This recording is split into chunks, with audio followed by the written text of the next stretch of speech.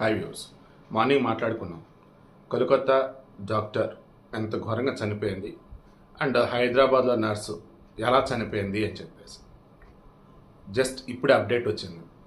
పోలీసులు చెప్పిన ప్రకారం కానీ ఆ అమ్మాయి వాళ్ళ పేరెంట్స్ చెప్పిన ప్రకారం కానీ జీవన్ అనబడే వ్యక్తి వాళ్ళ అమ్మోళ్ళు కాల్ చేసి చెప్పాడు, మేము ఇట్లా బయటికి వెళ్ళాం, మాతో పాటు రమ్మంటే రాలేదు, తీరా హోటల్ దగ్గరికి వచ్చేటప్పటికి తాళం వేసి ఉంది, ఎంత కొట్టినా డోర్ ఓపెన్ చేయాల, దెన్ మాస్టర్ కీ తీసుకొచ్చి హోటల్ సిబ్బంది చేత ఓపెన్ చేయించాం, లోపల ఊరేసుకున్నాను.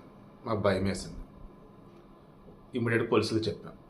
పేరెంట్స్ వచ్చేసరికి ఆల్రెడీ బాడీ తీసుకొని అంబులెన్స్లో తీసుకెళ్తున్నారు పోస్ట్ మార్టం కోసం. ఇది అసలు ఏం జరిగింది ఏంటి? ఆల్రెడీ ఈ అమ్మాయి మహబూబ్నగర్ జిల్లా జడ్చర్ల బీఎస్సీ నర్సింగ్ అయిపోయింది. ఆల్రెడీ ఒక హాస్పిటల్లో నర్సు కూడా జాయిన్ అయిందంట. అయితే 2 వారాల క్రితం ఆ నర్సు జాబ్ నుంచి బయటకు వచ్చిందట. ఆ అమ్మాయికి మోహన్ అనే ఫ్రెండ్ ఉంది, జీవన్ అండ్ ఇంకో అబ్బాయి అంటున్నారు. సో తెలియకుండా తప్పుగా మాట్లాడదు కాబట్టి నేను ఫ్రెండ్స్గానే ట్రీట్ చేస్తాను. 2 అమ్మాయిలు 2 అబ్బాయిలు, ఫ్రెండ్స్. 2 రోజుల క్రితం హైదరాబాద్ వచ్చి గణేష్ నిమజ్జనాలన్నీ చూద్దాం, కొంచెంసేపు ఎంజాయ్ చేద్దాం అన్నట్టు వచ్చారు. రెడ్ స్టోన్ హోటల్లో దిగున్నారు. 2 రూములు తీసుకున్నారు.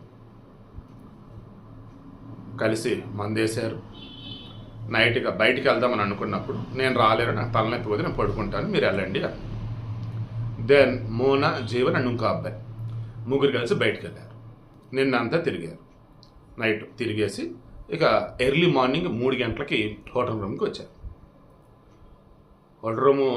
హోటల్లో ఆమె ఉంది అమ్మాయి, బట్ డోర్ ఓపెన్ చేయట్లా, ఎంత కొట్టినా సరే కష్టం అండ్ లాక్ పడిపోయింది. దెన్ ఇమీడియట్గా హోటల్ సిబ్బంది దగ్గరికి వెళ్తే వాళ్ళు వచ్చి మాస్టర్ కీ ఉండేది వాళ్ళ దగ్గర, దాంతో ఓపెన్ చేశారు. చూస్తే ఫ్యాన్కి ఊరేసుకొని ఉంది. ఇమీడియట్గా చెక్ చేస్తే అప్పటికే చనిపోయింది.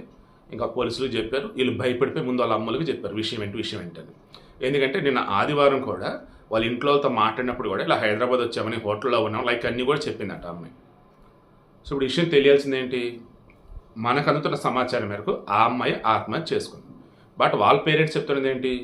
రూమ్లో మందు బాటిల్ ఉన్నాయి అండ్ రూమ్లో అక్కడక్కడ రక్త మార్కులు ఉన్నాయి. సో వీళ్ళు ఉన్నప్పుడే గొడవ ఏదైనా జరిగిందా? తాగడం అంతా కలిసి మందు దగ్గర ఎంజాయ్మెంట్ అన్నట్టు. ఈ అమ్మాయి తాగిందా లేదా అది కూడా పోస్ట్ మార్టంలో తేలుతుంది.